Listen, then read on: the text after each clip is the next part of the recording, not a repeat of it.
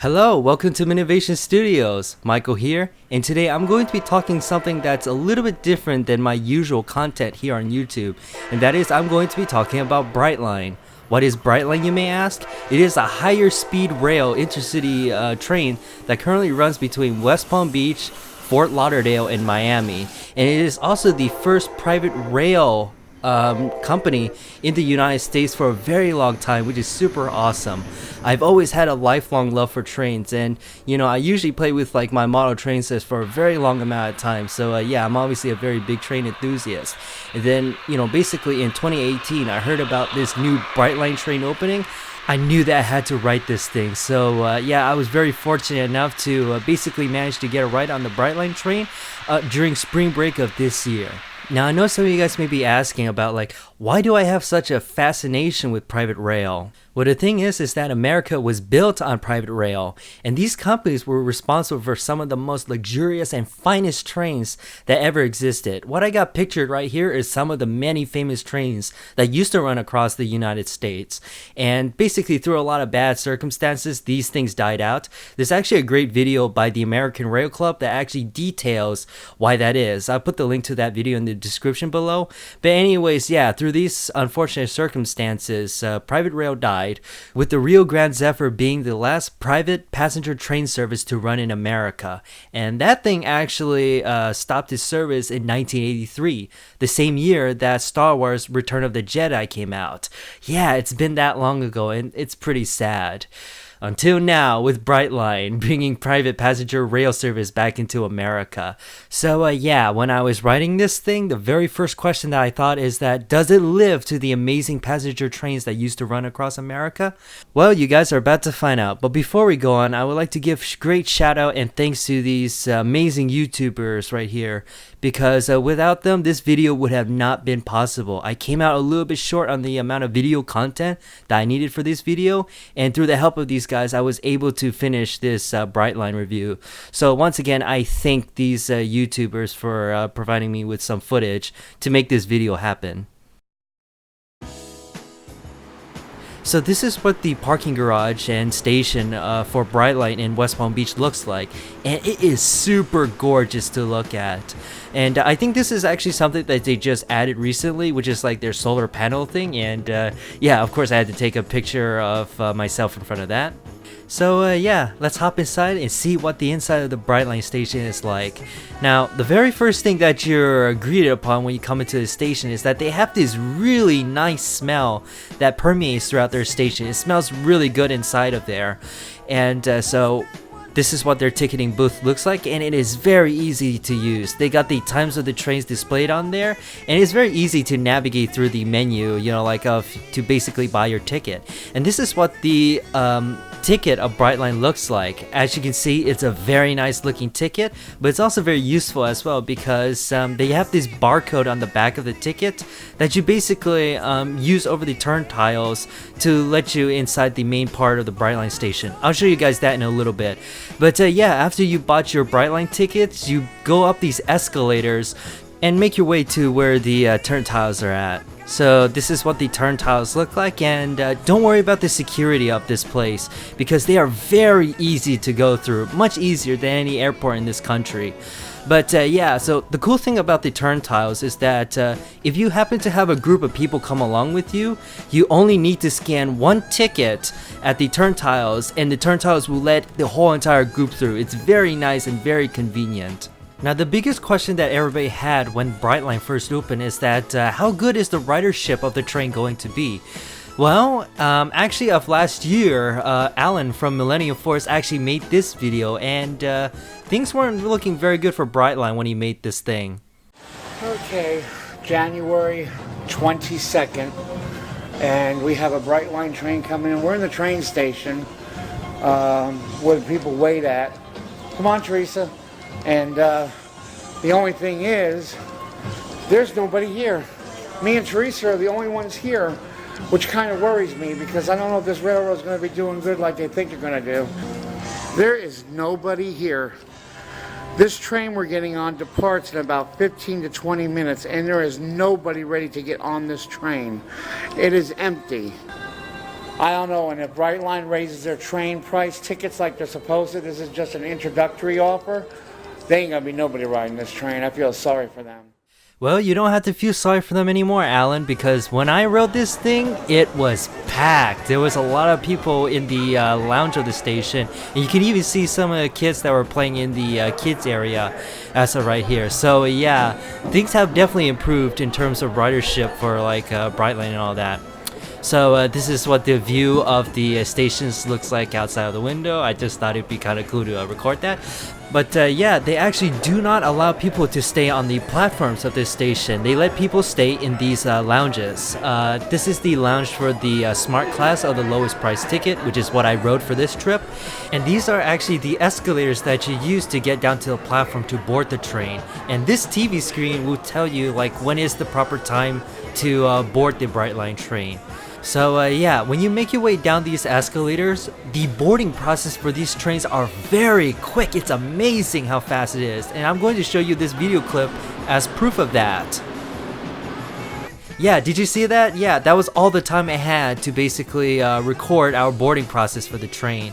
But what I wanted to show, and somehow I managed to get this picture, that these trains are very cool because they have platforms that extend out from the trains, so that it basically makes it easier for everyone, and especially people in wheelchairs, to get on the train. And that makes sense because Brightline is fully ADA compliant.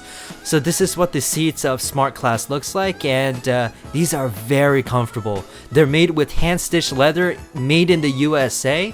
And on top of that, these seats are very forward-thinking because when you recline in them, it doesn't like poke back into the row of the person right behind you, which is very forward-thinking. The nice thing is that this train also has these table seats that you can ride in as well, and these tables are very spacious, as I'll show you. And one more thing that I'm going to have to mention before I forget is that seating on Brightline is reserved.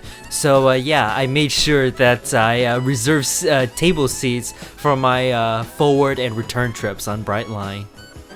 So this is what the table that we rode on, like looks like, and it is very, like spacious and comfortable. I actually even saw some people playing Scrabble on another table on the same coach of this train, which is awesome.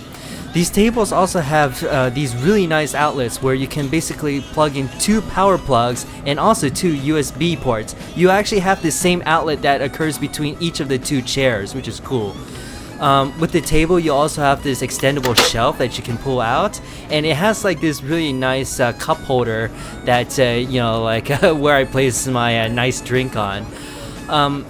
When you're in Smart Class, water is actually complimentary. All you need to do in order to get it is just ask the trolley attendants whenever they pass by. So this is what the menu of Brightline looks like. And the thing is, with Smart Class, none of this stuff is complimentary. But if you actually select the higher classes like Smart Plus and Select, you will actually get complimentary food and drinks, which is definitely a plus for those things. Oh, this was going to be like a regular footage of me just like raving high and all that stuff, but my dad decided to do something very different with this. That's Michael right there. Looks like having fun of old times. Wow, on a new train. The Brightline train. Yeah, that's what I'm talking about.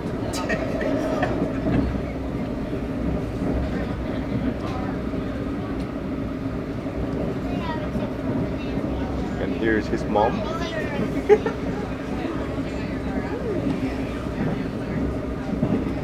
Yeah. Good. Yeah. And here's the dad. Yeah, that one. Yeah, the cool one. Well, I hope you guys enjoyed that.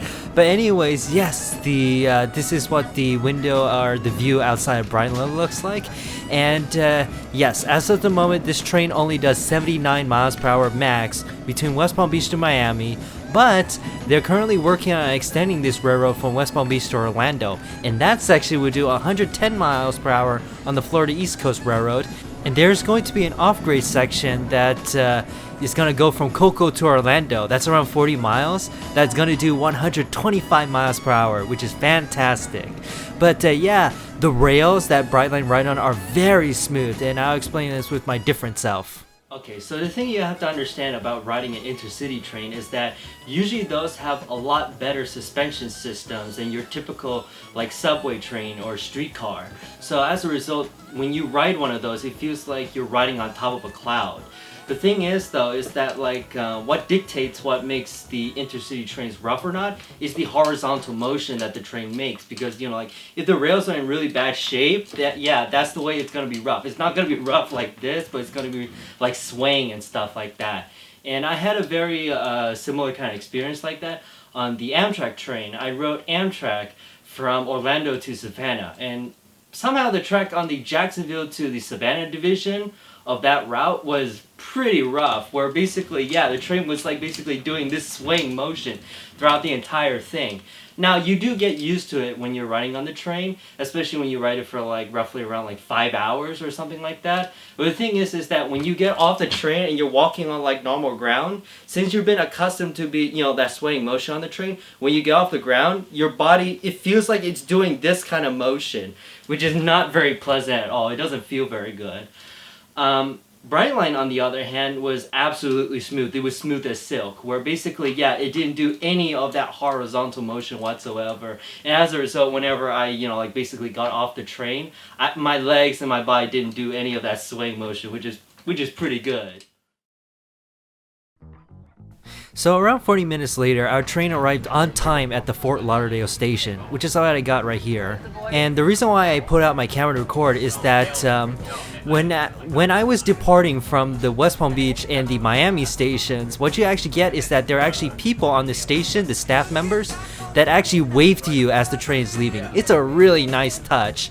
But unfortunately, the Fort Lauderdale station didn't do that, and I think that's because at this station only, they allow people to wait at the platform, so that's that. But another thing is that you may have noticed is that this train actually accelerates very well, actually. And unfortunately I didn't record it, but this train also has an amazing braking power. It was far superior braking and acceleration power than the Amtrak train that I rode. And it's not surprising, especially when you consider that Brightline is powered by 2 Siemens Charger, which has superior tractive power than the P42 Genesis locomotives that Amtrak is currently using. Here's another view of the view from the Brightline train, and yes, 79 miles per hour is behind in terms of world standard, but it still actually looks relatively fast. I think it may actually appear slower in the video, but it actually appears very fast in real life. And the thing is with the Brightline train is that you enjoy your trip so much that 1 hour 15 minutes trip between West Palm Beach and Miami feels like basically like 30 minutes. That's how good the ride is. So yes, after 35 minutes from departing from Fort Lauderdale, we arrived in Miami. And the thing is that one thing I have to commemorate on is that the staff members and the security guards at Brightline are very, very nice. They are super nice. In order to get this picture, one of the security guards, actually escorted us over there to basically, watch us to prevent us, from falling off the platforms in order to get our picture taken. And the cool thing is that I have to say right now is that actually one of the security guards on our way back from Miami to West Palm Beach, he actually was like a camera enthusiast like me, and he asked about the camera I was using to record this video. We had a nice talk about it, and then on top of that, he even recommended me that I get an Inspire 1 drone or something like that. I can't ever imagine a security guard on any other form of transportation ever talking, in such a nice way like that gentleman did to me. Yeah, that was definitely far superior than any security guard I have ever seen, especially the ones that you see in this video. No! No! Oh my god! Oh my god! Oh my god! No! Oh my guys! My god! What are you doing? No! This is wrong! Oh my god! Look at what you did to him! After cramming people into airplanes like a can of sardines and then forcing them off of the plane when you overbooked your own flight, the airlines really need to learn a thing or two from Brightline. On a lighter note, after we got pictures taken, me and my family made our way to where the escalator's on, because the cool thing is that the Brightline train on the Miami Central Station stops at the 3rd floor, so you obviously need to take escalators down there. And while I was taking the escalators, I found that somebody doesn't have a very good sense of smell. I smell again. You smell it? The smell? Smell what? I was actually very surprised that my dad couldn't smell the perfume that Brightline tends to spray around their station, because it's a very heavy scent. It smells like citrus and all that. It smells very nice. So this is what the 2nd level of the Miami Central Station looks like, and it is so nice that Brightline makes you go down all these escalators onto their 1st floor of their station. By the way, this is what the 1st floor of the Miami Central Station looks like. It's so nice that they Brightline does that, because it really makes you feel like that you're departing into Miami like a bunch of angels or something like that. It's very cool that they did that. But yeah, this is actually a very impressive station. It's very large, it's very spacious. It's certainly no Penn Central of the golden years of Pennsylvania Railroad, but it's still very nice. Now, one little disclaimer that I have to make before going on this video is that you see those little like droplet things that is like on the camera lens at the top left corner of the screen? Well, that's actually caused by a UV filter that I decided to put over the lens of my camera. The reason is because I actually lost my lens cap for the camera, so I decided to put the UV filter on it to protect it, but unfortunately that UV filter is not perfect, so that's basically what's causing that, just to let you guys know. So anyways, this is what the outside of the Brightline station looks like. It's very nice, and we thought that the best way that we were going to get around in downtown Miami is through the automated people mover that they have there, the Metro Mover. So we made our way over to the Metro Mover station. I decided to shoot this footage right here. As you can see, yeah, Miami Central is huge, and the reason for that is that not only is Miami Central going to be a train station, it's going to be a mall and an apartment complex and parks and everything. It's going to be super massive in the future. It's amazing. Here's some footage of me running the Metro Mover, and the cool thing is that Brightline actually put some of their advertisements on the Metro Mover in Miami as of right now. In fact, here's a picture that I barely just managed to snag of this thing. The thing is that it was actually very hard for me to take a picture of the Brightline decorated Metro Mover, because every time that this Metro Mover showed up, I had to board the Metro Mover that I needed to take to go wherever I needed to go. And here's some example footage of that. Yeah, that was definitely camera work I'm not very proud of. I hope I didn't make you guys sick. But yes, we took the Metro Mover all the way northward and made our way to Wynwood. Now, if you don't know anything about Wynwood, it's basically, I think it's very well known for its like graffiti art and all that kind of stuff. And you can see it throughout its entire neighborhood. And here's a picture of me taken in front of one of the, what I personally think, one of the nicer graffitis in Wynwood.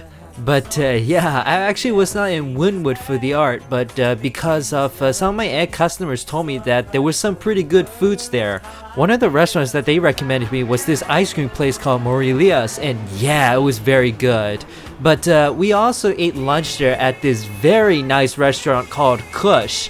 I think this restaurant has to be one of the best restaurants I have ever ate at. It is really good. So like for appetizers, you can actually order fried alligator. And the cool thing about their menu is that you can actually order food for your dog. Yes, for $5 you can actually feed your dog something at this restaurant. But anyways, for the main course, I had just like this big Johnny Utah burger. Fantastic. My dad had like this conch sandwich as well. It's basically fried conch, and that was pretty good too. And my mom had a Reuben sandwich, and it was the best tasting Reuben sandwich I ever ate there. So if you ever make your way to Wynwood, definitely eat at Kush. It's very good, and it's definitely worth the money, especially when compared to Bayside Market. But anyways, after we were done with Kush, we made our way southbound on the Metro Mover, and we actually came to the riverfront of Miami, and basically I shot this very nice footage here. Very relaxing. It was a very nice way to spend our time in Miami. And then basically after we spent our time on the Riverwalk, we then made our way over to the Bayside Market. And yeah, that was pretty interesting. As I said before, definitely don't order any food here because yeah, their stuff is overpriced and it's not very good. In fact, they took so long to serve our food, it almost made us late for our train. But yeah, after waiting for 40 freaking minutes for our food at Bayside Market, it was time to get back on the Metro Mover and head back to the Miami Central Station for our return trip. And this is actually what the lounge for the Miami Central Station looks like.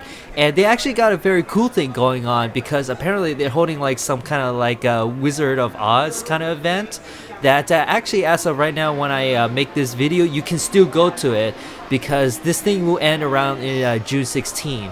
But yeah, they got like Dorothy's ruby slippers on display. They got like this like barn that you like can interact with and all that kind of stuff. And the thing that I liked too was that there was this machine at the corner right here where if you press a button, it will actually simulate a tornado or something like that, which I thought that was pretty cool. But within a few short minutes, it was time to head back onto our train. Now, as you can see here, yes, actually a lot of people were heading back from Miami to West Palm Beach, which is very interesting because the time that this train was going to leave was actually around like 8:10 p.m., which is supposedly one of the least crowded times for Brightline. But as you can see here, the train was still packed. So yeah, so the ridership at Brightline is definitely improving. So within a very speedy 1 hour and 15 minutes, me and my family were back at the West Palm Beach station, and it was sadly time to go home. I most definitely enjoyed my time with Brightline. It has a lot of potential. It's such an amazing train.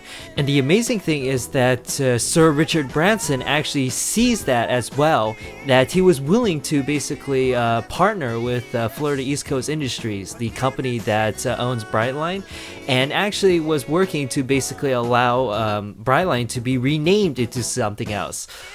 Unfortunately, I really do not like the new name that Brightline is going to take on. It's going to be called Virgin Trains USA. Yes, that's right, Virgin Trains USA. It's been 6 months since the announcement of this renaming, and I still can't get over that name. Why doesn't Brightline just rename itself simply into Virgin Brightline? I have many different reasons why this would be actually, I personally think, would be a wiser choice for Brightline to rename itself into. But to avoid this video from becoming any longer, I'm going to be saving this for the next video that I'm going to be uploading on this channel. So yeah, stick around for a week and you guys are going to see this video on why I think personally that Brightline should just simply rename itself into Virgin Brightline. But anyways, yes, I absolutely enjoyed my time on Brightline, and I gotta say, this was definitely the best experience that I've ever had on any form of transportation in America. I mean, like with the beautiful stations, the nice trains, the nice staffs, the timely service, what's there not to love about Brightline? And also, I think Brightline is truly the story of the little engine that could. Because yes, it's no 220-mile-per-hour bullet train, but in my honest opinion, it doesn't need speed just to win my heart. And going back to what I said at the beginning of this video, where, you know, like, does Brightline live up to the heritage of the amazing trains that used to run across America? It most certainly does. It's going to pick up where these trains left off and bring passenger rail service back into America for the 21st century. So yes, I hope you guys enjoyed this review about Brightline. I usually don't normally do like transportation videos, but since I love Brightline so much, I absolutely have to do it. So anyways, yes, that's basically all I have to say for this video. I hope you guys love my coverage of Florida's higher speed rail. And I'm going to see you guys next time. Take care.